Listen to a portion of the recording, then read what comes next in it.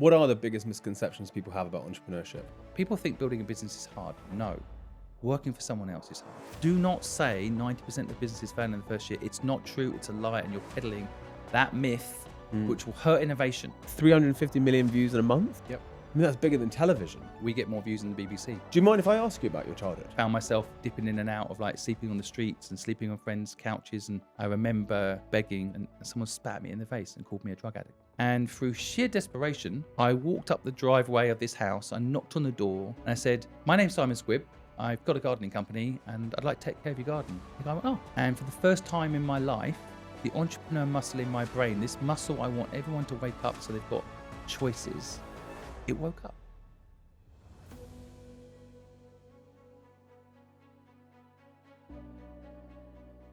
So anyone that's joined us today, obviously this is my friend Simon, who we're going to talk for as long as I've got Simon. I'm going to keep him here talking. But before we begin, we just spoke about this off camera. For a lot of people in my community, we talk about a WhatsApp group that I was once part of that kicked off my content journey. And I think I just told you that it was the thing that kicked off my content journey. And so Simon was one of the people in a WhatsApp group with me alongside Daniel Priestley, Tim Armu, Dan Murray-Serter, and Eric Partaker. Mm-hmm. Is that everyone? Yep, I think so. And I got put into this WhatsApp group with you guys. And I remember thinking, Daniel Priestley's one of my favorite authors ever. I was like, I'd literally just started looking at you and being like, who is this guy? Like, louder than life man out there. No idea who you were. And then that was the beginning of our journey. And all of us 2 years ago, since then, have all built huge public channels and audiences and so forth, but have all achieved an enormous amount of stuff. And so I put a lot of the thanks and credit and support down to, we all supported each other every single day at the beginning of that journey. Yeah, I think it's important for people listening. You can't do it on your own. No. I'm a successful entrepreneur. You're a successful entrepreneur.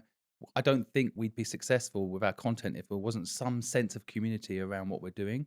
And you are competing against people who are in teams. Yeah. So if you want to win, you need a team. And I think school teaches you the opposite. Sit down and recite the answers to this exam all on your own. Don't cheat. Don't ask anybody else. And don't get any help. You have to do it on your own. And I think the real world is completely the opposite. You need to have an army of people supporting you, fighting with you. And I think that group was probably symbolism of it. We were all trying to get knowledge out into the world to help people have a better life. I think we had a common purpose in that group. And so when you posted something, I wanted to like it. I wanted to read it. I wanted to comment on it. I wanted to share it with my community. Yeah. And I remember when you kicked off TikTok, I was proud I had 3 million followers at the time. I was like, Chris knows what he's doing and my community are going to benefit from it. Yeah. So I had 0 followers at the time. Yeah. And I was like, Simon, do you think I should do TikTok? And he was like, yes, 100% do TikTok and all the rest of it. And then the next afternoon, or like 2 days later, I had a few thousand followers and you were like, come on my live. And we did a live together. And I got my first couple thousand followers. Yeah. Because again, my audience will resonate with your knowledge. And my kind of view on the world is like, it's not me versus you. It's me and you versus what's missing in the education system. So like, people are like, well, do you really want him on your channel? Because then he's going to take away your audience. I'm like, no, it's not taking away my audience. He's bringing value to the community I'm trying to bring value to. And you've got a different perspective. You've got different views. You may disagree with some other things I say and give people a fresh perspective. I think that's awesome. I think a world where we all have the same views is a very boring world. And I know, because I checked you out, that your knowledge is real. You've actually done it. I mean, what I would never do is promote someone that's doing fake success and pretending that they're making all this money from drop shipping, only to be, really making their money from selling people a course on drop shipping. So I think it's important, of course, to align yourself with the right people. But as soon as I understood what you were doing, in a heartbeat, without hesitation, I will promote you to everybody I know in the hope that that person in my community gets the knowledge. I read your book last night. Wow, you managed to read the whole book in one sitting. Yeah. That's pretty impressive. I feel like if I'm going to read a book, it either happens in almost 1 or 2 sittings or it doesn't happen. Right. And I think that's the nature of a good book, is that if you can read the whole book, then you're gonna do that. If you can't, then you put it down, you never pick it up again. And I feel like if you're going to sell a good book, it has to be a book that's handed on.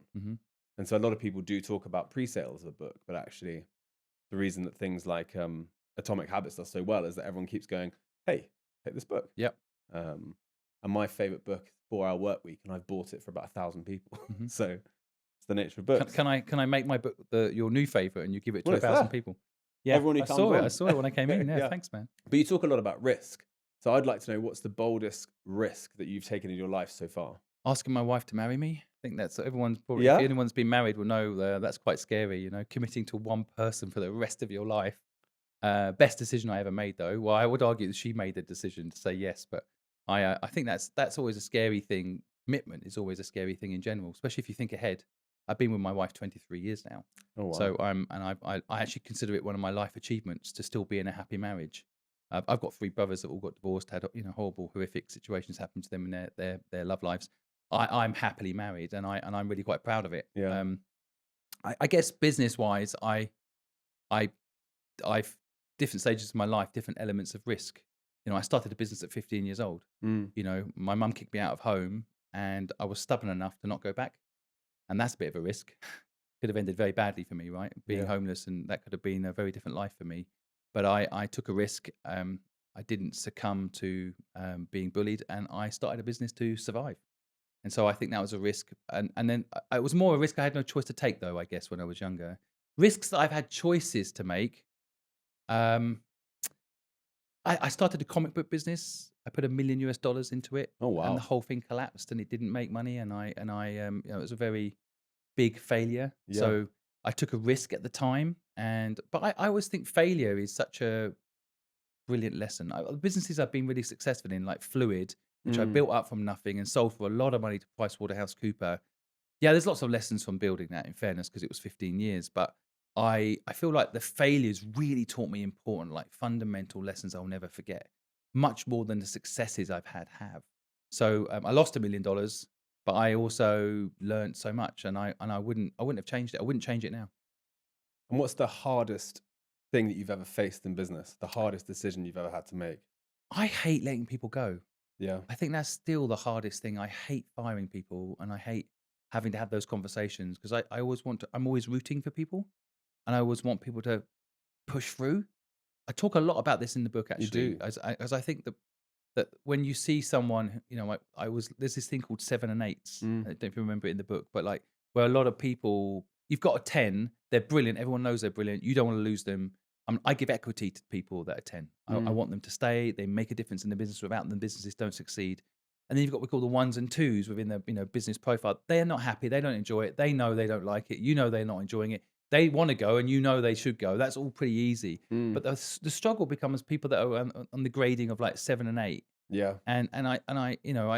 I've had a lot of people in my businesses over my lifetime that are in the category of 7 and 8, and often it's the employer's fault. They didn't do due diligence on that person when they hired them. They didn't check that this person's really going to enjoy the work.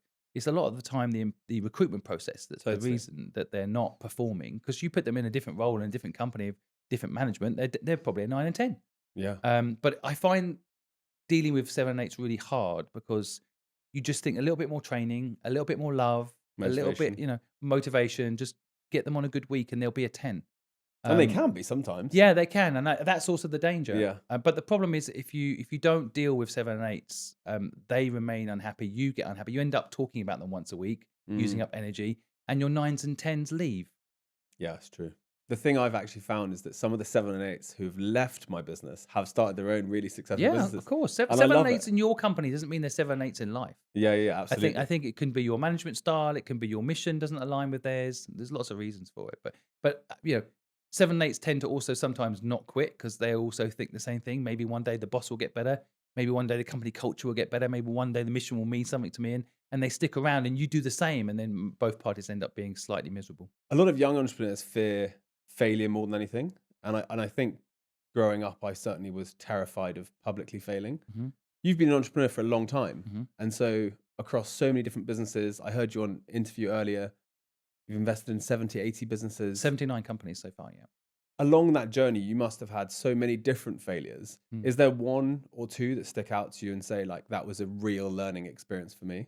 Yeah, I've had so many failures. I think the I see them like I left school at 15. Yeah. So how was I going to learn? The only way to learn is put money into something and learn the hard way. And so people go and do MBAs, I guess, and that's how they learn. They put some money into their education that way. I think that's a waste of money. I think if you've got, £100,000, don't do an MBA, put it into a business and see what happens. It's And give amazing. yourself a year or two of building a company, and you'll really learn what it's like. And at the very least, you'll have a story to tell. I think all my failures, what I love is I've had a story. So, for example, when with Starbucks, actually used to really love Starbucks. I Hmm. was a bit obsessed. I read a book called Pour Your Heart Into It by Howard Schwartz, who's the founder of Starbucks. And he was the first person to really implement part-time workers would get full medical coverage. Hmm. And it wasn't a government mandate to do it. It was him as an organization of a company. He wanted his employees to be looked after. First time I'd ever heard of a company doing the right thing without being mandated to do it. Yeah. And what that meant was that McDonald's and all these other organizations had to do it to compete for those, part-time people. And so I've always been like a little bit obsessed with like business in general. And I think that I decided I wanted to open up a coffee shop. And so just at that time, smoking got banned in pubs. It's starting to Yeah. show my age a bit. No, I, So I remember going to a nightclub the night it was banned. right, okay, wow, good. I was young Yeah, going, but yeah, yeah. yeah. For me, I saw a gap. I'm like, okay, Starbucks where they sell alcohol, right? So you can have a cocktail, Yeah. but you can have a coffee. I don't drink alcohol. I've never done my whole life. Wow. So I wanted to go and have a coffee with a friend of mine who likes to have a glass of wine. So I opened up this coffee shop called Gray's, and it was all done on impulse. Yeah. Actually, originally the whole idea was a gift to my wife, or as a wedding gift, because she also talked about wanting to design a coffee shop. She's a Okay. designer, so she wanted to do a logo for a coffee shop and design a coffee shop. So we're like, let's do it. And we had 3 other businesses running at the same time at that time when we decided to do it. And again, I think £500,000 went into this coffee shop. Yeah. It was the most beautiful thing. Yeah. We absolutely loved it, and our friends used to come there in the evenings, and we used to hang out. Our staff and all the other companies used to eat there, but I didn't know what I was doing, and I brought someone else in to run it. I wasn't running it, as you'd expect. And I think the first month we lost £6,000. And Okay. I was like, how have we lost £6,000? We're serving coffee. And it turns out that if it's raining, no one will come to your coffee shop if it's, they have to go out in the rain. So all your sandwiches, all the food wastage, Yeah. we're throwing away £200-300 worth of food every day because people aren't turning up to eat the food. Mm. And so I learned a hard lesson, but we kept it open for 5 years. Oh, wow. So It would do well now. well, I mean, I think I made a lot of mistakes during that process as Mm. well. I guess, just sharing a story of failure. But even now, I still have like conversations with my wife and our friends about the wonderful evenings we had there and the game nights we had and the businesses we launched in that coffee shop. And in fact, I'm so like still in love with the idea of it that I'm going Yeah. to open up a coffee shop in London Love it. to kind of relive probably the same horror. Hopefully, I won't lose the same amount of money, but I kind of think that the only way you really can justify failure is by going again and trying to learn from the mistakes you made when you first failed. I asked Simon to come to the studio because I want people to read his book. And that's quite literally what I want to do here. I want people to read the book. I feel like Simon was a huge inspiration to me at the beginning of my journey. So, do you mind if I ask you about your childhood? Of course not. Because I think that, you hear about the story a little bit when you listen to some of your videos.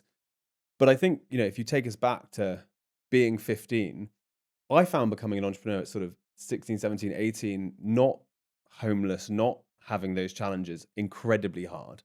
So what was it like at 15? What is your story at the beginning? I was 15 years old. I mean, I remember literally 6 months earlier, someone asked me, "What am I going to do when I grow up?" sort of thing. And I'm like, "I'll be a lawyer," is what I said. I don't know why, because I'm dyslexic. I literally find it impossible to read. But being a lawyer seemed cool, and I can talk.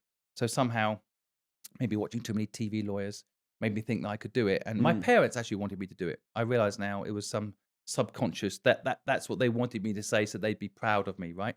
Entrepreneurship was not part of my thinking. I mean, entrepreneurship as a word, I actually think it's losing its value. Mm. To me, back then it was just a small business owner was more what people used to describe people that started a business, right? So entrepreneurship now is the word and it sounds cool. But I wasn't thinking about starting a business. I was thinking about how the hell, as a dyslexic person, am I going to become a lawyer? Mm. And then suddenly my father died. He was 54 years old. He actually died in front of me of a heart attack, right in front of me. I actually thought he was joking. Oh, are you okay? What's happening? Is this a joke? No. 8 minutes later, he was dead. And I remember it like it was yesterday because the ambulance came. Ambulance was pretty quick, in fairness to the NHS. Literally, I remember the ambulance driver saying, "I'm sorry, he's gone." And then, you know, emotion. I'm 15 years old. You know, my mum's just lost her husband. I've got 3 brothers. Everyone's crying. It's just pure misery. And the next 2 weeks, 3 weeks, just the saddest environment you could possibly imagine. And as a 15-year-old, I just wanted to be out. I had a girlfriend. I just wanted to go out with my friends. I just wanted to escape all that pain. And, you know, I'd come back quite late and my mum would be like, "What are you doing? Mm. You know, stay at home." And my mum and I clashed. And we're very different people. And she said, "It's my way or the highway." And I took her at her word and I left. And I never went back. And initially, I first few days I slept outside, and then I plucked up the courage to ask some friends if I could stay with them, and um, so I stayed in people's houses, but I couldn't stay long. I stayed at my girlfriend's house for a little bit, but I was a bit awkward with her dad there in particular. Like, Mm. you know, what the hell's going on? You know, my 15-year-old daughter with a 15-year-old boy. What the hell's happening? And I didn't want to tell them what had happened. So I just found myself dipping in and out of like sleeping on the streets and sleeping on friends' couches and trying to figure it all out. I went to social services and they kind of laughed at me. They're like, 15, rubbish, just go home. It's like, I Mm. can't go home. And they're like, well, we can't do anything to help you. So I tried to get a job and I went into lots of different places, of course, bars, restaurants. They can't take me because I'm not 18. And then the odd shop, I went to WH Smith and shops like this, tried to apply for a job. You need a national insurance number in England Right. to get a job when you're filling out the form. And I didn't have one because I was 15. And then I was starting to look like shit. So no surprise, no one would employ me. I tried to beg. Um, Probably one of the worst ever moments of my life. I remember begging again outside at WH Smith, and someone spat me in the face and called me a drug addict. Get a job is what they said. Um, and I wasn't a drug addict. I just found myself in this really difficult situation. So something changed. Something kind of clicked in my brain, and I was desperate.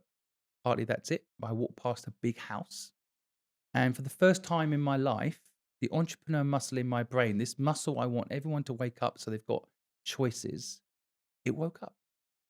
School had never taught me to use it. Everyone's got it. And it said to me, that big house has, whoever owns it has money, and their garden is really messy. Mm. They'll probably pay you to clean the garden up.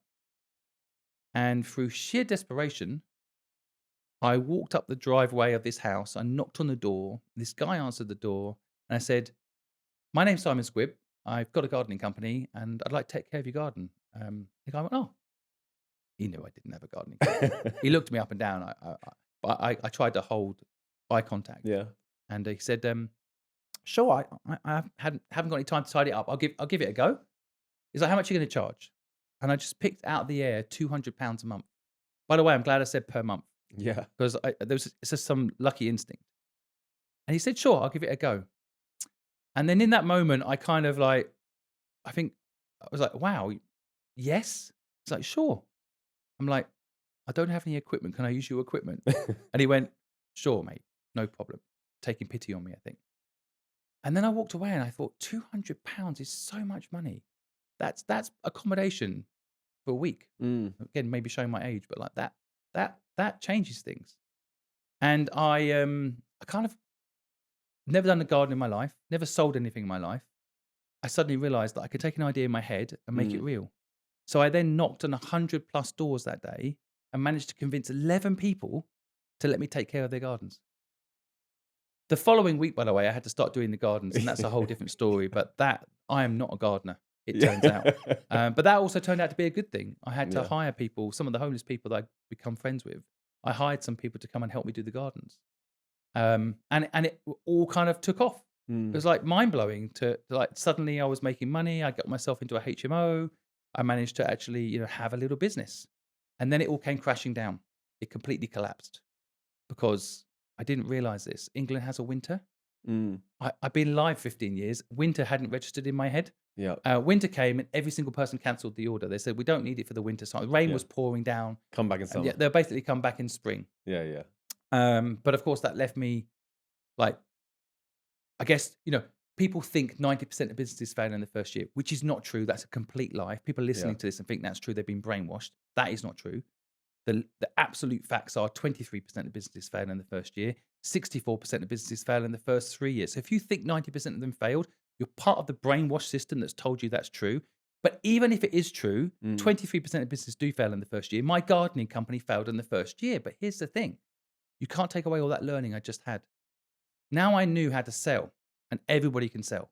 I didn't realize this. Introverts, extroverts, everyone can sell. I'd learned to sell. I was free. Now I just needed a new idea. So I actually went and got a job. At this point, I was 16. I did have a national insurance card. I cleaned myself up. I actually had accommodation. Yeah. I went and got a job in a hotel.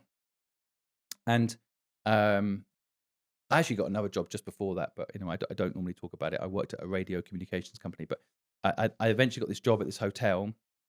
And cutting a long story short, this entrepreneur muscle had woken up in my brain. Yeah. And anyone that's new entrepreneur or an entrepreneur in general, if you haven't controlled the muscle, will have like an idea every 10 seconds. Yeah. So literally everywhere I went, I saw litter on the floor, like, oh, it should be a litter collection machine. Or everywhere I went, there was an idea. That muscle just went mental. But I had to focus it and control it. And I had this idea called Accommodation Express. I was in the hotel and the receptionists in the hotel were picking up the phone and very pleased saying, we're full. Sorry, put the phone down. Yeah. And I said, well, that's a shame. We've spent a lot of money marketing the hotel and you're just happily putting the phone down on them because, like it's good news. That customer's a bit disappointed now. Give me the phone and I'll find them an alternative hotel nearby. And that's how it started. And then I realized you can get 15% commission if you place a booking in another hotel. So I initially split it with the hotel I worked at. And then slowly this turned into a whole new business called Accommodation Express. But once I'd woken up that entrepreneur muscle, I could not stop. And for the rest of my life, I've pretty much been building businesses. It's interesting because that idea that you had as a youngster for the hotels, that's like a classic middleman business. And Of now course. in every service that we have in the world, I've built a few of those businesses myself. You can build incredible middleman businesses Of course you can. that will deliver the customer exactly what they want, which is choice and quality, and deliver the supply, as in the hotel, or in my case, care homes, the right person for the right bed or room. Yeah, I think people don't realize actually that arbitrage business is there's still so many opportunities, especially big companies that leave so much on the table. Like I even think Amazon's very ripe for disruption. I do like eco-friendly delivery boxes and nice packaging. The awful delivery that you get from Amazon. I think that people don't realize in the detail of these big companies, you can pick them off and then you can win. But people are too lazy or haven't had that entrepreneur muscle working up on them, which is why I wrote this book. I want to wake up that entrepreneur muscle in people. I want to help them totally train it and leverage it. So let's talk about that. What are the biggest misconceptions people have about entrepreneurship? There's so many. I do think that 90% of businesses fail in the first year is a big one. Yeah. And, I interviewed James Watt from Brewdog. He even said it. I had to pull him up on it. I'm like, don't say that anymore. Do not say 90% of businesses fail in the first year. It's not true. It's a lie. And you're peddling that myth, which will hurt innovation and will stop people living a free life. So even very successful people who I respect, like James, you got to be careful. Yeah. And I do think people get a bit of almost like survivor bias. Like once you make it, you think it's so hard. Totally. And I'm sick of entrepreneurs telling me how hard it is to be an entrepreneur. Yeah. And every time someone says that to me, I'm like, great, give all your equity to your employees then. There you go. No more stress for you. None of them fucking do it.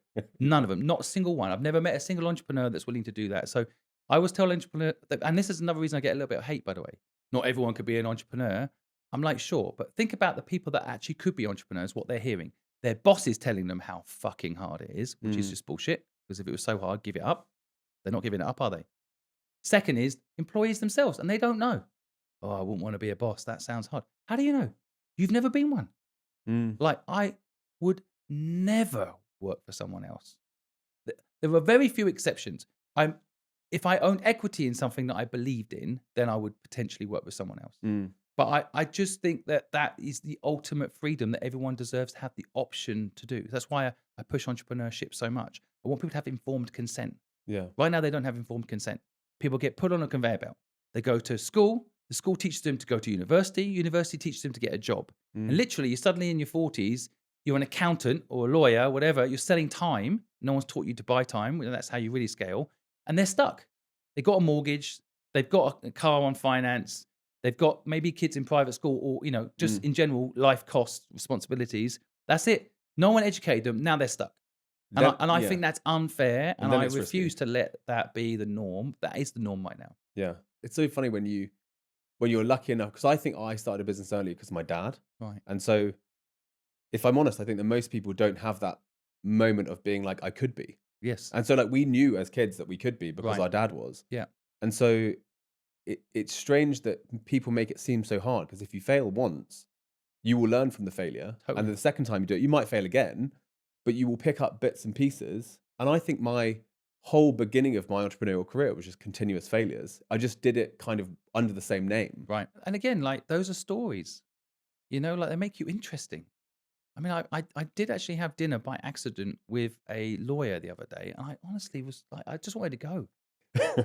They went to university and then they became a lawyer, and they can't even talk about the cases that they're doing. Yeah. I'm like, Jesus Christ, your life is so boring, and I think life is so exciting. And look, I don't want everyone to necessarily have to become an entrepreneur, but I want people to have the choice. Totally. I don't think most people will become an entrepreneur, and I don't think it's the life that everyone wants. But I think But there's different types of entrepreneurship, right? For sure. Your life, what is success? Like, Yeah. I literally just helped someone who wants to be a fashion blogger. She's going to enjoy that, That's an entrepreneur. Probably won't be a job to her. But it won't be a job to her, and I think that's the key. Like, I don't think what I'm doing is a job. Yeah. I've just, launched a book and launched a digital platform, and I'm just having fun. And I think that's the thing. I want work. People have seen work as a negative thing, to almost like they have to do it to get the things that make them happy. And I think it's the reverse. I think you should enjoy what you do, and you don't need those things to make you happy.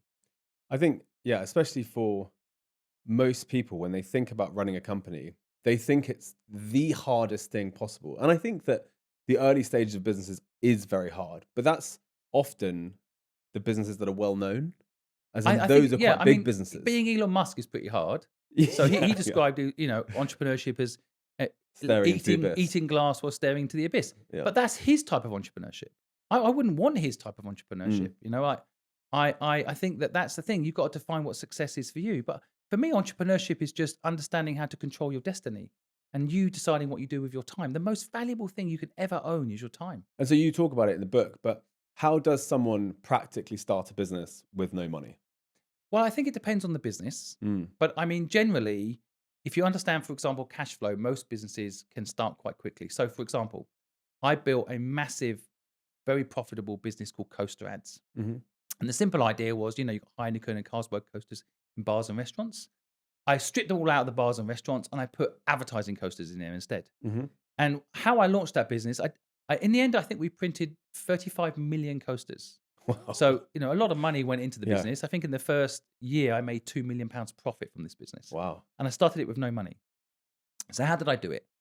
I was 24 years old, and I met a very talented graphic designer, and we were brainstorming ideas. And while we were brainstorming what we could do, we were both putting our drinks down on these coasters.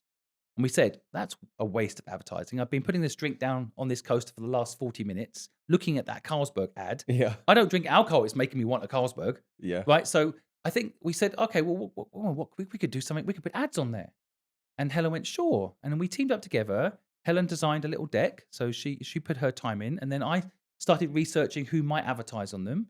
And I went to 20 brands and I pitched, we're going to take over all the bars and restaurants, and we can put your brand in these bars and restaurants. Would you like to do it? And they said, sure. One big company called United Airlines said yes. And I gave them a 6-month exclusive contract to do it, but they had to pay me 50% in advance. And with that 50% in advance payment, that was all my costs. I priced it so the 50% was all my cost to make the coasters, distribute the cost, pay the restaurants and bars, pay staff to distribute everything. They paid me the deposit for the idea, and then I delivered on it, and then they paid me the other 50% a month later once I'd done everything. That was my pure profit. So I think once people understand like cash flow, again, when I launched Fluid, I won a client, they paid a 50% deposit, and I used that 50% deposit to pay everyone to do the work. So again, I Yeah. started with no money. That simple, again, I talk about a lot of these principles in the book, but like that simple principle of understanding how you can manage cash flow will Mm. probably get 92% of businesses off the ground. Takes the fear and the unknown out. If you can win a client that will pay 50% upfront, Right. you're off. That's Exactly. exactly how I started my first That's what I business. mean. But this isn't taught in school, and this No. is this is a combination of financial literacy and business basic 101. Again, why I've written this book is to try and highlight that these things, once they're taught to you, anything is possible. Now, of course, I've launched a digital platform, right? Mm. HelpBank is a competitor to LinkedIn long term. That's my ambition for it. That has meant large chunks of money going in at the beginning, Mm. right? But that isn't where I started. I started as a gardener. So, yes, some would argue it's taken me rather a long time to save up the money to start a digital platform. Yeah. And there are ways to do it today that don't require you to work Oh my 30 God, of years. course. You can go get an investor. Also, You you could set up that business with third-party tech totally. for low And by the cost. way, I did. Yeah. So before I built the tech, I started a Discord channel. Yeah, there you go. And so it was all free, pretty much. So, I actually paid a moderator to help me set it up at like 100 quid.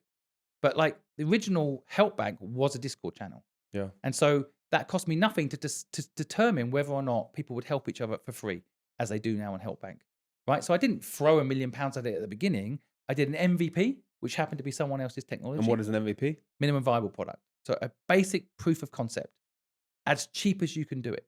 And every successful business has done this, by the way. Mm. Airbnb, literally, they rang up someone who was advertising a room for rent on one platform, and then they saw someone was looking for a room on another platform, and they rang the two up and said, "I put you together. I just want 20 quid if I do." It Yeah. was done manually. It's incredible, isn't it? I mean, I think nowadays, and I don't know if it's like the glorification of Silicon Valley businesses, but you can build a business with very little money Yeah, I by would say you should. by Don't raise just getting money. a couple customers going. Totally. I actually think the Silicon Valley model of like someone raised 100 million is a bit toxic. Yeah. Because, and I actually have the same feeling about Dragon's Den. I think Dragon's Den has trained Britain in the wrong way. I'm a fan of Dragon's Den, Mm. but 20 years of thinking the way to make your business work is beg some rich guy for money or girl is a mistake. Mm. You know, I built my businesses not with anybody else's money. And actually, if you can build a cash flow positive business, the thing is, as soon as you take someone's money, you kind of have a new boss. Mm. So it's like it's a slight weakness. You think, oh, please give me money, but now you have someone to report to that isn't your customer. Mm. And I think that Dragon's Den's taught people that. Like, oh, and the other thing I think, if I was starting to now go off on one on Dragon's Den, it's like, I think a lot of the time, you know, if I refuse to go on Dragon's Den. If you come to me and you say, I have a food business and I need help getting into Tesco's, and I say to you, I'll give you 50 grand, but I want 35% of your business, and then I'll introduce you to Tesco's. Yeah. Fuck that. Yeah. I'm a multimillionaire. I'll introduce you to Tesco's. If I got the contact of Tesco's, it's going to help your business. I'm doing it. Mm. That's it. Like, if I'm worth 400 million, do I really need to charge you equity in your business? Now, dragons know how valuable equity is, right? So it's a little bit unfair on the entrepreneur. Just help them. Now, I know that doesn't make good TV, but I think it's bad. That's the only education program on British TV. Mm. So people think that's the only way to start a business, and it's a mistake because it's not. And so to the person out there who's thinking maybe they have an idea, maybe they don't have any money, but how do they get their first customer? Because like we just said, I'm now thinking back to my original marketing agency. And whenever we started a new service, we would go and get a client to do the service, and we would start the service with the client. Perfect. And often the client wouldn't 100% know, and you would work out as you're going along. And after a few months, you'd have it locked down and you would be cash flowing the service. Totally. And that's fundamentally how I think businesses traditionally were. But now everyone wants funding. So if you're in their position, how do you find your first customer? I think it really, again, depends on the business. Mm. So today, someone pitched to me an AI mentor business, and they want £1 million to go away and build an AI mentor business. I'm like, get one person who wants a mentor and match them with a mentor and make content around it. Yeah. Like, I actually don't believe in the mentor model. I think Yeah. it's actually become part of people's subconscious. Again, I need a mentor. I need a mentor. No, you don't. You need to know the questions you need to ask of the person that has the answer. Mm. Right? If you ask me to be a mentor, I'm sure you get it all the time as well. I don't know what that means. What, a week of my life, and then I'm responsible for the rest of my life for you? And no, don't ask me to be your mentor. Yeah. But if you go on HelpBank and ask me a question, I'll probably be able to answer it if you ask about marketing, and I'll be happy to do it. So I think people need to redefine what they actually need. But anyway, what I said to this person was, Start off by finding one person that needs a mentor. So Mm. do a post on Instagram stories with, do you want a mentor, with a form in it, and then find out what they need. And then if they say they want to meet Mr. Beast and they want to be mentored on how to make content for Mr. Beast, then make your video about how you got Mr. Beast as their mentor, Mm. or try just to see how hard it is to get that mentor. Now, that might not sound like an AI mentor business, but you're actually doing market research on what people actually need before you go spend £1 million building technology. Yeah. And, Airbnb did this brilliantly. Airbnb did a whole thing where they did Obama Reels. Yeah. They sold cereal boxes to people at And conventions. McCain, yeah. Exactly, yeah. McCain. I can't remember. Not as cool. Yeah. But the point is But they that sold thousands of it. thousands, and they made money. Yeah. And they made money from selling something that doesn't sound related to Airbnb. Mm. But what it did was it allowed them to understand their first big market was people who were going to conventions. If a convention happens, there's not enough hotel rooms. So they knew that was going to be a market for Airbnb at the beginning. So by selling these boxes to people, almost like a gimmick and bit of fun, they were also asking them questions. Where did you stay? How much did you pay? How did you feel about the room that you stayed in? Have you got a room locally available that people could have rented? Like by selling and making money from something that doesn't look related to the business, they actually built money pot up to build the tech and then understood all their customers. Yeah. So again, with the AI mentor concept, that person can find out what people really need when it comes to mentorship, figure out who out there could be a mentor to model their AI mentor on. I'd also say to people that I know that it might be scary to reach out to people, but you might as well reach out to people. You'll get 100 no's. Yeah. But occasionally, it must be the case for you. I'll get reached out to a huge amount on the channels, and very rarely I will write very detailed responses to it because it's, I don't know, I'm in the right moment. In the right moment, I get the message and it sort of strikes, and I'll write the personal message. And I think back to myself at 20, 21, 22, I was doing that all the time. Yeah. I was non-stop trying to connect with people. First of all, I agree that people should reach out and try their luck. No doubt about it. But I think one important detail people need to understand. If you reach out to me in DMs, I will not reply to you. But if you go on HelpBank, where I do reply, now this is why I built HelpBank as well, because I want people to know that if they want to get hold of Elon Musk, the best chance they've got is on X, right? Make a tweet, understand what he's replied to in the past. So, for example, say you're going to run for prime minister, there's a chance he'll reply to you right now. Yeah. Right? Understand how people are interacting, and people don't do their research. So I say every day, it's almost become like a hobby of mine now. I'm not replying to DMs on Instagram. I'm not doing it. But I am on HelpBank, and I also do reply to all the comments on my posts 1 hour after they've all been posted. The videos have gone out. People aren't listening. They're still sending me DMs. All right? So do your research about how people respond and where people have got that person's attention. Don't waste your time. It's like sell me this pen and selling someone who doesn't need a pen. Yeah. They're not. People don't understand. Selling is also going where that person responds. Yeah. And I suppose you said this earlier, but selling, I think, is one of the most defining traits that entrepreneurs have. Where would you tell someone to learn about selling? If they're sitting there thinking, I'm not a salesperson, people have quite a poor perception of sales, where would someone learn? Yeah. First of all, shake that perception of sales as being bad. Just get rid of it. Again, I think it's taught to you at school. Like somehow it's a car salesperson. It's bad. Sales is freedom. If you're actually selling if you like it or not. If you're going to a job interview, you're selling, right? If you are trying to impress your colleagues in your business now, you're selling. So why not learn the skill of it? First of all, I have actually spent a lot of time with a YouTube video that I made. It's one of my most popular YouTube videos, teaching people everything I know about sales for free. So, and there's plenty of great resources out there for free. On the other side of it, it's like, if you're scared of selling, you know what? Go knock on someone's door and try and sell them fish from the fish market. Just try it. Like push yourself out of your comfort zone. Now, if you're an introvert, then learn to sell using things like sales funnels and email marketing. I did a brilliant podcast with Russell Brunson. He talks about everything. He charges £80,000 for his course normally. He talks about everything for free on my YouTube video. Like, we've never lived in a better time than right now for getting knowledge to do what you love. You have to apply yourself, though. And you have to remove these limiting belief systems, like I said in my book. Like, if you think you can't sell, then you'll make it true. I think it's Henry Ford said, if you think you can or you think you can't, you'll be right. Yeah. So sales, if you're an introvert, it's just a different method. It's the same basic process, but it's just a different method, right? So you might use LinkedIn if you're an introvert. You might use DMs. You might use email, right? So all of those tools are the tools that an introvert might use. But if you're an extrovert, like Just pick up a microphone, go into the street. Yeah.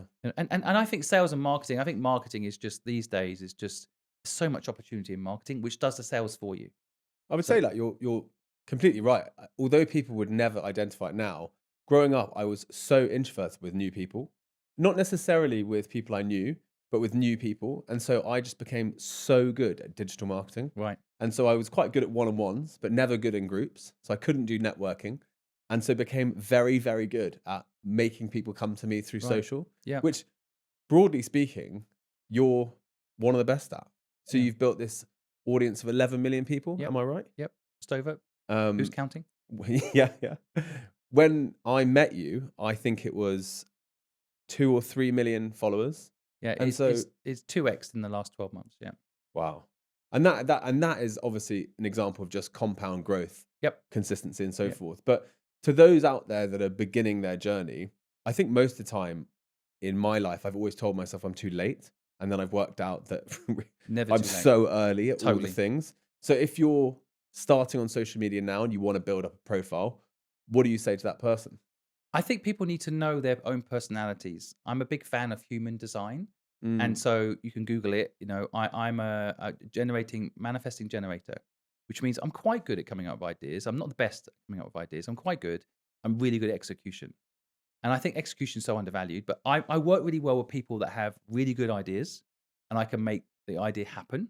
And I'm really good working with people that are deep execution. So I'm light execution, so generating manifesto. I think when people understand their human design a little bit. So what are you? You probably know, you don't need to go do this human design thing, but you probably know like who you are and what you like doing. So if you like writing, mm, then you want to figure out what platforms really play best for writing. Of course, LinkedIn is a good example. Even now, although they've recently introduced video, writing still is the most popular part of LinkedIn. sure, yeah. So I think people need to like be honest with themselves. If you're going to do the social media, what are you going to be naturally good at?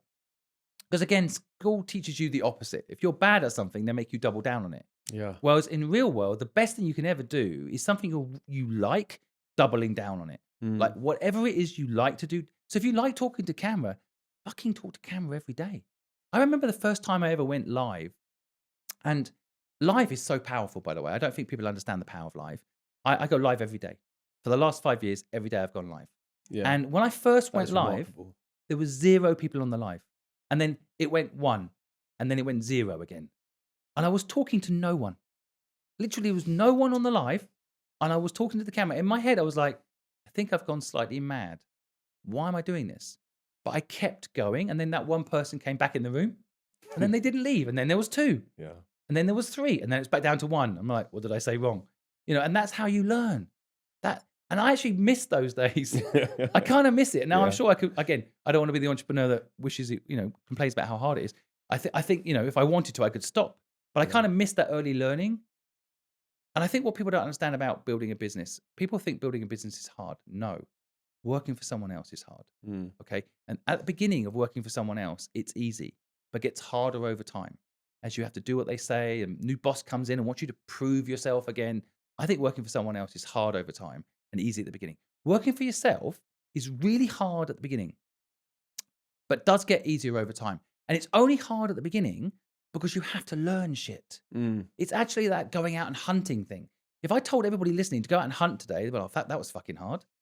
But you'll soon realize that you can hunt and you'll get better at hunting. And then you'll have a laugh with your mates in the rain up a tree, like it's fucking cool. Mm. And it's meant to be hard. Life is meant to be an experience, so you want to do the hard things, especially when you don't have kids and do it when you can, because, the more time you can spend learning the craft, the better. I think the takeaway there as well is there will be so many people who will say they want to build a profile online. There'll be so many Mhm. people who say they want to build a Mhm. business. You've gone live every day. Every day, For how long? 5 years, just over. I mean, that is mind blowing. I didn't Mm. even know there was live 5 years ago. Mhm. I, I Clubhouse was kind of also like part of that live experience. Like you just go into the world and communicate with Mm. people, and then you get good at it. By the way, going live for 5 years, I mean, if that's not the biggest lesson of consistency for everyone, I don't know what is. I also, I posted twice a day for the last 5 years as well, Yeah. and I put up stuff that now I'm embarrassed of, and I've taken Well, some that's of it it. down. But like, I think that also is a discipline of like, okay, it's not perfect. I'm putting it out there. It got 50 views, I think, Mm, And the very first few TikToks, and I'm not taking them down. The very first few TikToks I did was me with my son at London Zoo, and he's right. dancing. Which the reason I did it is I wanted to understand, putting music track on it, doing a Yeah. filter, editing the video in the app. I just found the technology interesting. Mm. And so the first videos weren't me giving business knowledge; they were me with my son at London Zoo. And I deliberately haven't taken them down because I want people to understand that sometimes you just have to follow your passions. I love marketing, Mm. and everyone was starting to talk about TikTok in the marketing world, and I just had to master it. And so it wasn't. I didn't go on it thinking I have to become big on TikTok. I went Mm. on it thinking, I don't want to be irrelevant. I want to know how this works, and I'm going to play around with it. And so, literally, I like the think first few TikToks with my son playing at the London Zoo. that's also such a good lesson about life and business in that your direction will just reveal your path. So, Yes, like, if I'm pursuing something and I'm finding it interesting, if I pursue that thing, even if I don't know my purpose, the purpose will often reveal itself totally as time true. goes on. Yeah, I'm so sure that's probably the case with you as well. Is that this refined thing that we see in front of us, which is now 11 million followers, hundreds of millions of views, this incredible book that everyone obviously should buy it's on the like the shopping live. channel now, isn't it? Um, Link down below. yeah, there probably will be a link somewhere. Um, this thing that we see these days is so polished. It's such a machine. But I want people to go back and look at your early stuff. Yeah, no, it's true. I think in the early days there was a combination of me wanting to learn Mm, and for me to be useful and to be seen. And so I think even now I try to describe what I'm doing today to people is it's not it has a philanthropic element to it, but I'm actually doing it for selfish reasons. I sleep better when I've helped someone in a day. Like I genuinely feel happier. And I think actually this is human nature. We don't realize it. We've been taught this system of like give and take. mm, I'll help you only if you help me. That's actually not natural for us, right? Because we used to live in tribes of 5,000 people. And what used to happen is you're in my tribe and you have a problem, and I'm the person that can help you with that problem. I help you because if I do, my tribe is happier. Then you're not even the person to help me with my problem anyway. mm. But it's only when the tax man got involved about 100 years ago and they said, well, we need to track this. We need to know if you help them and there was there any money involved? If we need to track it because it's natural for us to just help someone without any expectation of anything in return. And then my tribe is happier and my life is better. Mm. And so actually, I've discovered this by accident, by not having to charge people for help, that I have never been happier because I can help someone and I don't have any expectation of anything in return. Most people listening will probably be able to source a lot of their pain in life to something they did for someone and they didn't give them what they wanted in back. So you've lent someone money and they didn't pay you back, for example. Or I saw yesterday, someone opened the door for someone and they didn't say thank you. That person was so pissed off. They're like, well, don't say thank you then. They caused themselves pain Yeah. because they did something that that person didn't ask them to do. They opened the door for them.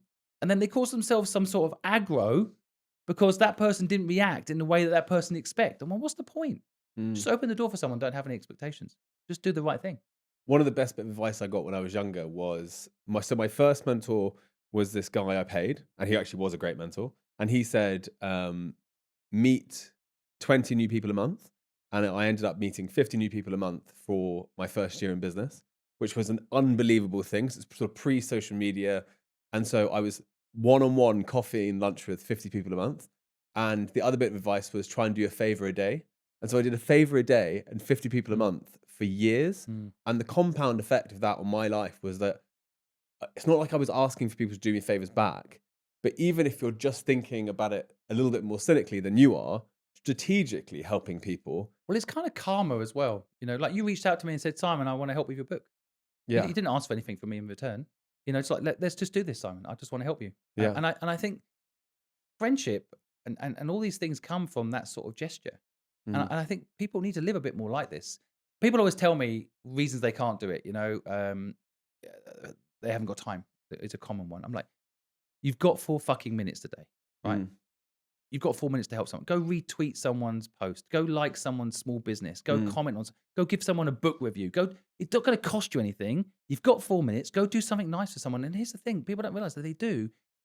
You get dopamine from social media. You get oxytocin from doing this. Like you literally feel happier. Like if anyone's given a Christmas present to someone, they'll know. Like you find the present, you wrap it, and then you give it to someone. That's actually a happier feeling than when you receive a gift. Totally. And I think if people remember this, they'll realize that helping someone else is actually helping you. Yeah. Like, and people need to do it more. And that's a big part of what I'm trying to get across in my book. Like, you want to be happy, help someone else be happy. You want to be rich, help someone else get rich. I'm writing a book at the moment, and one of the things that I'm trying to articulate is all the lies that I think have been baked into society, and it's a huge part of this book. And if we think about what are the things holding youngsters back right now, what do you think are the most pervasive lies in our society right now? There's a lot. I think again, I repeat some of them, but like you're told to sit down and shut up. Don't do that. Don't sit down and shut up. You're told to all wear the same uniform. No, be yourself, stand out, be unique. That'll help you in the future. You're told to not work with someone else. Don't copy. Mm. Fucking copy. What are you talking about? We only have fire today because someone did fire and we went, that's a good idea. I think I'll do that. Like copy the fuck out of everything. Like Mm. I'm doing Help Bank. If you think you can do better, copy it. If you see me doing vox popping in the street, I'm getting hundreds of millions of views every month. Copy it if you want. There's no original idea. There's only original execution. Mm. But in school, we're told copying is bad. I mean, I spent most of my life being told how bad China was because they're copying. And now, who's copying who? Elon Musk is copying China's apps, right? That literally it's the opposite. TikTok's being copied by Meta, Mm. right? Meta, Facebook, was a copy of MySpace. MySpace was a copy of Friendster. TikTok is a copy of Vine. Like everything good is a copy of something else, just done better.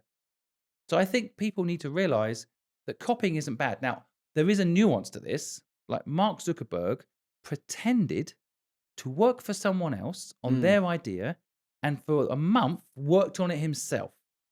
That is scummy copying, right? That is literally stealing someone's idea and then launching it behind their back. I might get sued for this now, but it's a fact. And there's a movie made about it. I'm sure he's suing the movie before he'll sue me. Point is, that is what he did. He stole the idea of Facebook from the Winklevoss twins. Now, that is a disastrous way to build a business. However, if he'd heard about MySpace and came up with Facebook like the Winklevoss twins did, that is perfectly fine. Mm. They had a better idea than MySpace, right? I think, following through, I think to prove I'm right, Mark Zuckerberg has not invented anything since. He bought Instagram. Instagram, yeah. He bought WhatsApp. all the products since. All of it bought, right? So he hasn't actually ever invented anything. And actually, that's part of his problem because he can't innovate on Facebook. So he has to buy from outside. So I think, in the end, that will come back to bite him. I'm not sure anyone listening would you want to be Mark Zuckerberg? I wouldn't want to be. I don't think. But anyway, I think the point I'm getting to is that in school we're taught not to copy, and that's a mistake. Mm. I think you can innovate. Don't do wrong. Don't steal, but innovate for sure. Copy. One of the things I will say till I'm blue in the face to anyone wanting to learn about business or about building a profile is that my first business was the least unique thing in the world. It was a marketing agency. There were 10,000 marketing Yeah, agencies. same in as the me, by UK. the way. Same. And all we did was we executed it for the luxury industry Yeah. and managed to bootstrap a business in 10 years. Perfect. And then Lottie, to the great, is a big company now doing incredibly well. But that model of connecting people is one of the oldest things in the world. Totally. When I opened up my agency in Hong Kong, I counted how many companies were doing something similar in Asia. 7,600. Mm. Doing exactly what I was about to offer. And I think the thing is, the reason we won and it became a massive company and I sold it to PricewaterhouseCoopers, the reason it did well was I enjoyed it. A lot of the other people that were doing it weren't enjoying it. And they weren't growing and learning. I embraced digital very early. A lot of my competitors like Ogilvy, they were actually using me to do their digital. Mm. Because to them, digital was a sideline thing that they didn't really remember. understand. That's for the young people, like back then I was young. So it's like, I just think there's so much opportunity in that kind of idea that something isn't an innovation in people's minds and you can jump in and do it. One of the things I've seen you talk about a lot is that property has been branded a certain way. And in many ways, it's actually limiting people with that belief Yeah. in that owning a house is the ultimate goal. And so my understanding of what you're saying is that owning a house isn't a bad thing, but the money that you make could be put towards much, much better. I think owning a property to live in, I don't think young people should do it. No, a lot of people don't agree with me with this, but I believe that when you're young, you should see the world. Mm. You should go where the opportunity is. So someone said to me the other day they want to be an actress. I'm like, best place for that? Go to LA. And then someone else said to me they want to launch an AI tech business. Best place for that? San Francisco. I think that when you buy a house, in a way, you kind of get trapped in the system. Now, people always talk about this and they'll say, well, I can rent it out. And yep, maybe. Most of the time with a mortgage, though, you are legally not allowed. Mm. It depends on your terms. But most of the time, once people have bought themselves a house, they get stuck where that house is. Mm. And I think when you're young, you should be mobile and you should go and see the world. You should understand how things work. You don't have high expectations or submersion yet. You don't have, like when I go to Bali, I want to stay in a villa now with a pool. But when I was 18, I'd be happy to sleep on a friend's couch. Mm. And, I think when you're young, you should just go and see everything you can see and experience everything you can possibly experience. And buying a house where you grew up and living in it, I don't mind people doing it if they understand. Again, this is informed consent. As long as people understand, it's not an asset, it's a liability. Mm. And technically, you don't own that house, the bank does. And you'll be paying a lot more for that house by the time you paid off all the interest. Because let's face it, banks aren't there to help you, actually. Banks are there to make money out of you. They want you to work for them, but you don't want to.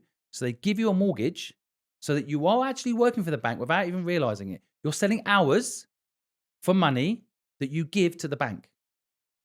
So just keep in mind, when you're young, you trap yourself in that. You take all your savings and you put it into a thing that isn't going to generate you income. And then you work hours, which is a limited amount of time you have in life, to then pay that mortgage for something that maybe, assuming you don't sell or have lifestyle inflation and want a bigger house or don't miss a payment at some point, you may own it by the time you retire at 60.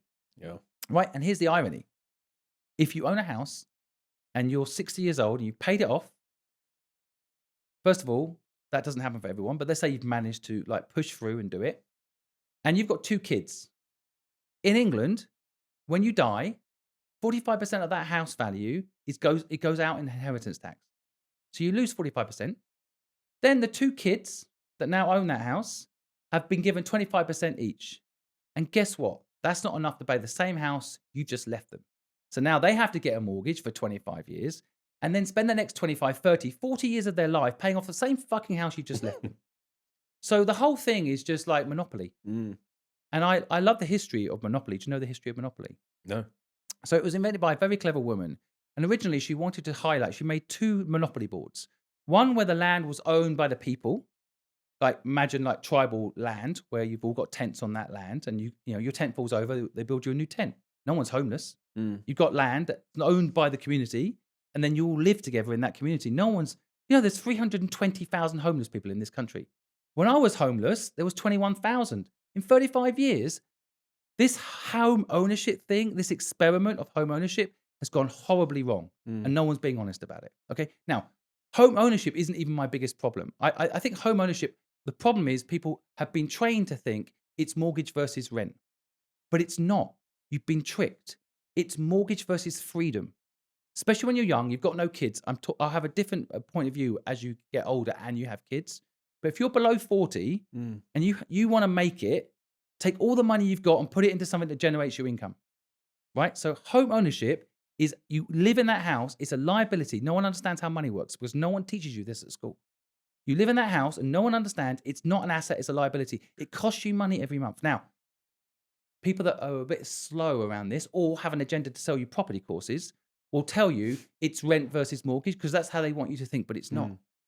I traveled all around the world. I saw things. I learned things. I took my money and I put it into learning.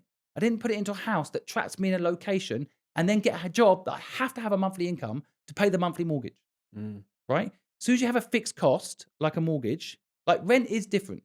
You can quit rent and move out. You can just give up that property and not take all your savings and have it tied up in that house, right? I see people buy a house, they put all their money into maintaining that house. And then they're fucked because they've got no money to spend building a business that makes them free, right? Buy to rent and all that side of it, I think is semi-evil, okay? Because I know nurses that can't afford to buy and can't afford to rent. And yet the government, till recently, there was no money tree, so they can't pay them more. And they're charging nurses for the car park in the hospital they're working in where they're underpaid. That person will probably save you and me and our life tonight. and they can't afford rent. They can't afford to fucking own a house. We're Mm. charging them for the car park in the hospital they're in, and we can't give them a pay rise. What the fuck's going on? And Mm. I think that the property business has a role to play in that nightmare. And I'm sure a big wealthy property owner today might go into the emergency ward and meet a nurse. 1 in 3 nurses in the UK are on food stamps. I'm sure they're getting their 8% yield out of their property, but Mm. society is starting to suffer. And things like accommodation, electricity, and food are a basic human need. Mm. These should never have been made into a business. And monopoly was invented to highlight this. If you have a monopoly board where the land is owned by the community, then people go around the board and live harmoniously. If you have it where the property can be bought and people pay mortgage and rent and all that stuff, eventually there's only one winner. And you know who it's going to be? BlackRock. Mm. It won't even be the people that own property now, because inflation is a problem basically around property ownership. Your property value's gone up, but if you want to sell that house and rent somewhere, well, you're going to fucking eat up your capital quick. Plus, the cost of food has gone up to match the value of houses. It's a fake reality that you've got value there because you have to live somewhere. Do you think, just hearing that now, I wasn't planning on asking this, but do you think that you would ever have gone into politics? I look to going into politics. It's a cesspool of liars, Yeah. and so I But I actually hired a away consultant. good people.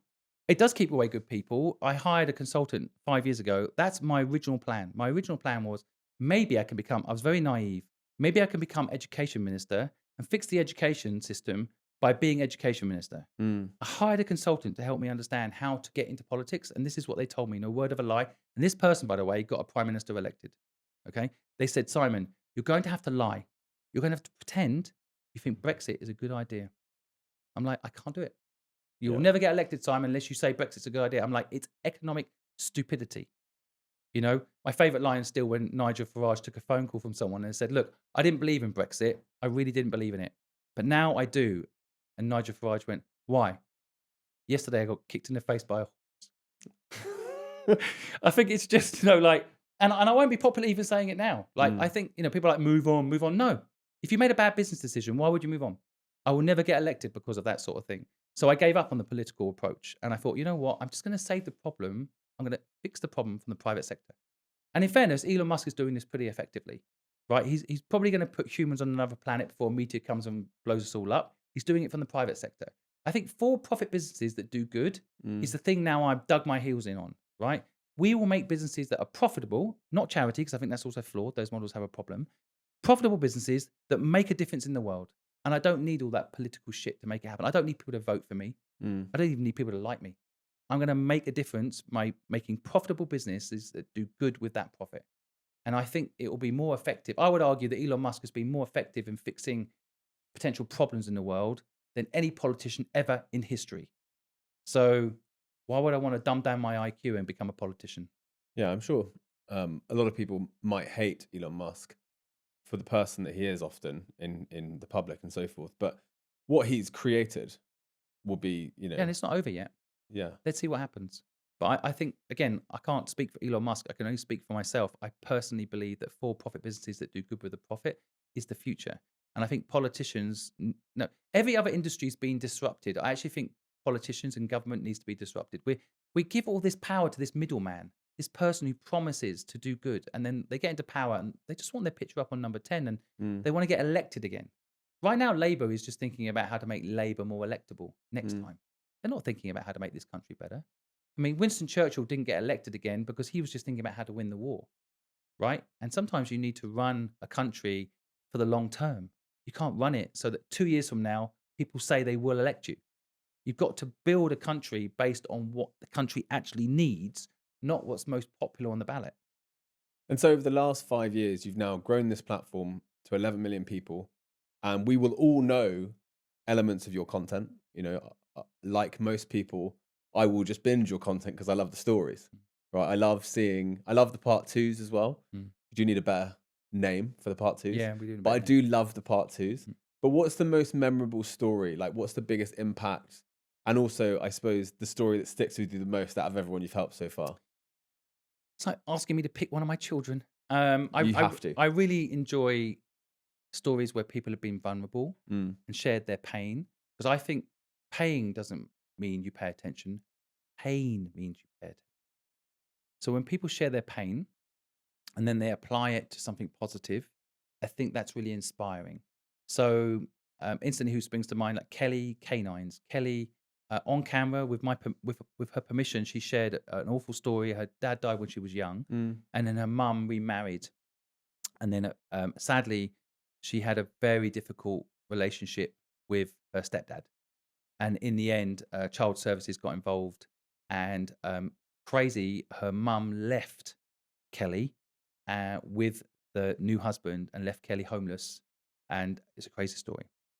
But Kelly tells the story in a, like almost a positive way that through that pain, through that awful experience, she found comfort in looking after animals. Mhm. It was therapy for her. And then she realized that animals don't have a voice. So when they're in pain or they have a problem, some people don't even know, even owners don't know that their pet isn't in a good way. So she started a pet grooming business called Kelly Canines. And I just find it inspiring that someone can take something so awful that's happened to them and turn it into something beautiful and positive in their lives. And I think stories like that really resonate with me, not because she's now a millionaire with a big, pet grooming business, but because she's doing something she loves, Mm. and she's by the way, she's like magic with the animals. It's like watching Dr. Dolittle or something, which is just so special watching her do her work. But I just love it when people share that painful story and then they do something positive with their lives with it. So people like Kelly really stick out to me when you ask.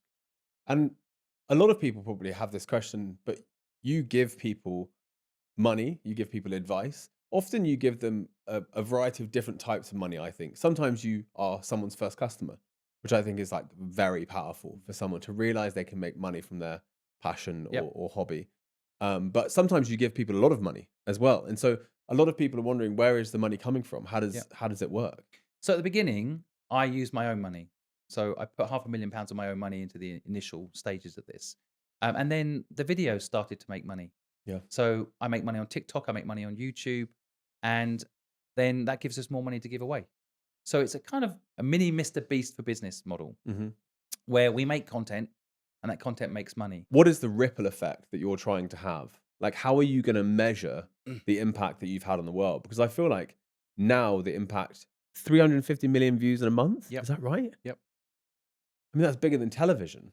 Well, I just did a post about that. We get more views than the BBC. Yeah.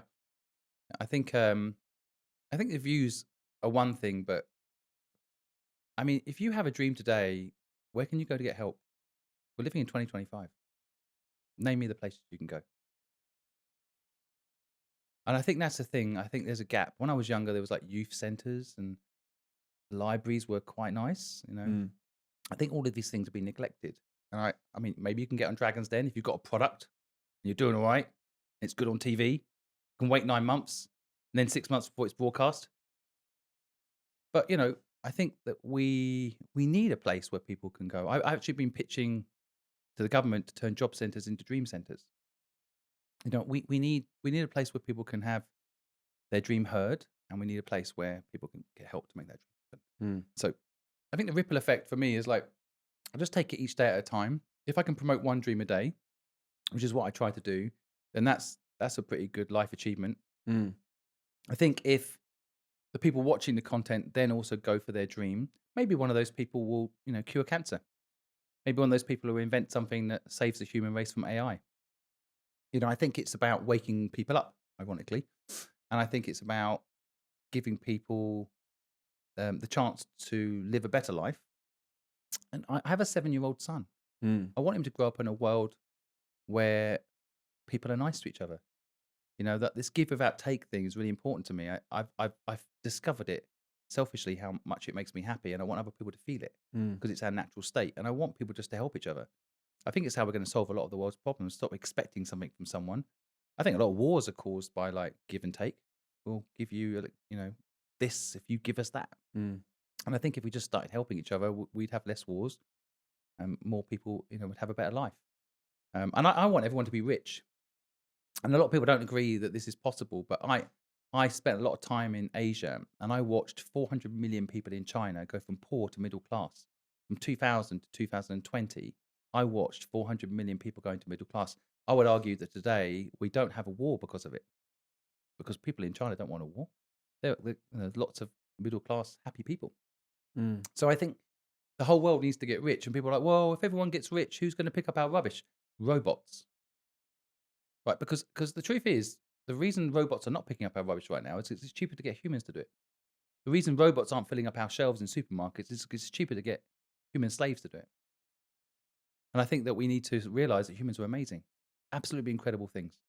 And, we shouldn't be doing these pointless, laborious tasks that we've been dumbed down in school to do. Mm. So, I mean, maybe it won't happen in my lifetime, but I'd like to help everybody wake up and give everyone the knowledge to do the thing they love and help them find the thing they love so that work isn't a negative thing. Because you've got 70, 80 years on this planet, you should enjoy it. I think one of the pieces of recognition that you had recently was obviously winning $1 million And at that's crazy. the Billion Summit, which is crazy. Yeah. I I cried mean, my eyes out. Weirdest thing ever. But of course, because I think that obviously the amount of money is one thing. It's nice, it's recognition, but it's how many people entered. there was 16,000 people were put forward for the award and the And how money. many people voted for you? 3.8 million people voted for what I'm doing, yeah, it is mind blowing. That And is at the event mind-blowing. itself, May Musk was there. Elon Musk's mum was in the room. Wow. It's 1,000 like movers and shakers. Mm. I just felt overwhelming energy as well. Like people, because I think over the last 5 years, I have had a lot of hate, a lot of people not believing what I'm doing. So there was something in that moment where everyone's like, "Hey, you've been doing good, man, and you're not a con artist. It's not a scam, Mm. and you've been transparent about the money you've made and what you've been giving away." And I made YouTube videos about the money I've made and what I've been giving away. And like, I don't know, it was just something in that moment where all that negative I've had over the years, where people are judging me or people are not believing it, in what I'm doing or not being supporting. Just overwhelming support of love. The money was a small factor in it. Don't get me wrong. I'll be able to do a It's lot of good. recognition, though, isn't it? Yeah, exactly. And frankly, someone giving a print, I think I have to get the terminology right. Her Majesty, Yeah, Her Majesty, I think that's the right terminology. Her Majesty we are live. in Dubai giving me $1 million and having no catch, just like keep doing what you're doing. Yeah, There you go. And everyone in this room, like, yeah, Simon, well done. Like you and your team, you're amazing. yeah. I don't know. It was a moment. I mean, this week's been a pretty crazy week. With $1 million on Monday, Richard Branson teaming up with us to help people with their dreams on And Wednesday. he's your hero, isn't he? He is my hero, and I Yeah. know a lot of people don't like him. I don't. I just he is for me like the only person that stopped me getting teased when I was younger. At 15 years old, when I am an entrepreneur, people think there's something wrong with me because I can't get a job. Everybody at that age, in my generation, they were getting jobs. J.P. Morgan and Mm. showing off their fancy, business cards, and I was doing a gardening company. Like, and I think that the only person I could ever explain what I'm like to was Richard Branson. I'm like, that Mm. guy that's doing an airline and that guy that's hot air balloon and Mm. having fun. And that's the only person I could anchor He to. was a poster in our dyslexic class. Right. So we had Yeah. a specific class for the people who were super dyslexic, Right. and they had a poster of him on the Yeah. wall, Yeah. and it was legendary. Right. That's what I mean. So, again, I recently interviewed Richard Branson. Yeah. I felt like a kid. I'm 50, I'm not a kid. I felt like a Yeah. kid sitting with him. I was just like in awe of him. Yeah. But in the comments, a lot of people are very miserable about him and I think have their opinion. But he's a hero for me. Yeah. And helped me tremendously through. He doesn't even know he's helped me, and I'm really, really proud to be working with him. So $1 million on Monday, recognition from 1,000 like top business people support. Wednesday, Richard Branson teams up with us to help people with their dreams, and on Friday, my book gets launched. And then today, just before I came Yeah. here, I was just told by my publisher my book is #1 on the Sunday Times bestseller list. And I'm just ahead of the Pope, who just launched a book, the first sitting Pope to ever write a book. Yeah. And And so, they're quite good at writing books. yeah, their last book did well. Yeah, did. So I think I'm very grateful. I feel I've got an amazing team. People don't realize I've got 26 people that help me with this. By the way, people Yeah. still think it's me with my phone. I have 26 people that help me with this platform to help people with their dreams. I'm so lucky. It's such a great team, and the community that support me it is just mind blowing. And so, for anyone thinking about whether to buy the book or not, what is the core promise of the book for you? I think the book is there to help you maybe recognize your limiting beliefs and hopefully eradicate them. It is there to help you believe in yourself. But I really wanted to give a sense that the book theme will give you everything you need. Hmm. But to really make the world a better place, you need to help other people. So you do talk about helping others and building something meaningful.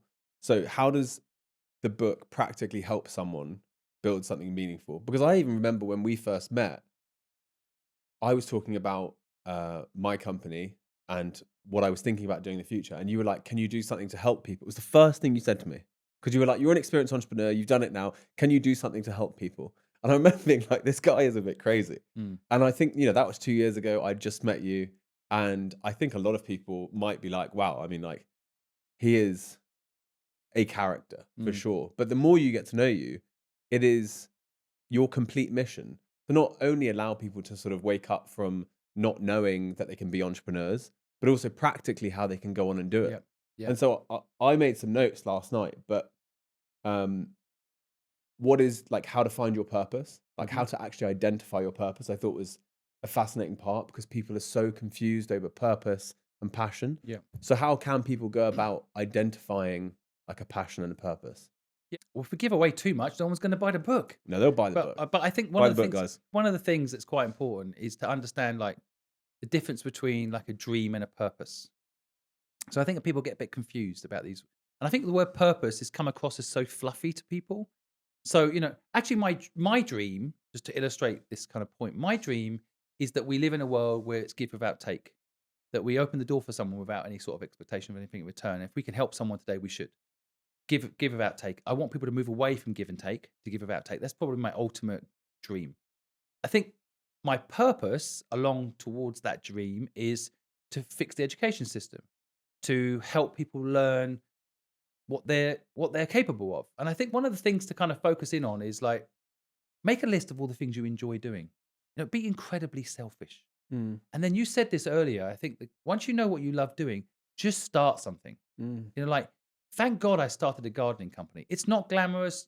No one thought it was cool. It was dirty work. It was hard. I made lots of mistakes, but thank fuck I did it. yeah. I think people just need to start, but try to start within a category of things you like doing. So I didn't like gardening, but I did like sales. I didn't know I liked sales back then. I got a real thrill when I knocked on that door and that person said yes that first time. Thank God that first person said yes, by the way. Luck plays a huge part in Mm, life. If I hadn't had that person say yes, I might have thought it was not possible and not knocked on the second door because the second door said no. mm, So I think that, I learned I like sales, which has now become marketing, much more fancy, much cooler. But I love sales, but I didn't like gardening. So I brought someone else in to do the gardening who did love gardening. yeah. And so I think that's what people should do. They should make a list of things they love to do. And you might not, fully understand yourself yet, but hopefully you at least understand I'm an introvert, I'm an extrovert. I like writing, I don't like writing. I like meeting people, I don't like meeting people. I like cutting hair, I don't like cutting hair. Mm. Like what is it you like doing? And then try to apply a business model to that thing. I think not enough people have taken their hobbies and making it a business. Well, in terms of time, I think that's it for us today. All right. Anyone who buys the book on this call on the next day on Amazon, I'll give £500 to, and I'll send you a signed copy of Simon's book. And Simon's been incredible to say. I'm also going to match it. So I'm going to give 3 people £500 each and try to help you with your businesses. All you need to do is drop in the comments down below on this podcast what your dream is. I'll go through those comments 2 or 3 days after the podcast has gone out, and I'll pick 3 people. I'll DM you, send you a book, send you £500 and try to help you with your business. I often think that things like buying someone's book is such a small token of appreciation, such a small amount of support. I often think the people who first supported me on launching on my social media, I still remember who those people are because they were total and utter legends. Mhm. When everyone else said it was super lame to be Yeah. posting on LinkedIn, 3 years ago, and the amount of people who said that to me, Mm. and I was number 1 on LinkedIn the other day That's in the amazing. world. Amazing. And I saw that. I now get people being like, "Oh, how do I do it?" And it's like, well, there is a way, but at the beginning, everyone was like, "That is so lame." And it's those people that I remember, the people that it's funny you say about the buying book. It's little things that people do to support you. I think you could actually tell who your friends are through it too. There's a lot of people that pretend they support you and then they don't buy your book Yeah, or they ask for a discount. I'm like, Jesus Christ, like yeah, I make about £1 from every book you sell. So it's not like I'm making a fortune. I want the knowledge to get out there in the world. yeah. But you're right. I mean, that early support thing really makes a difference. And you never forget those people that do it genuinely. Just again, back to my point, they give without take. Mm, You'll never forget the people that did that. People that have an agenda, they do it, but you have to do something for me. You also remember those people. They yeah, don't get as much karma points later in life. no. Well, Simon, thank you very much for coming on. See you next time. Take it easy. See you later.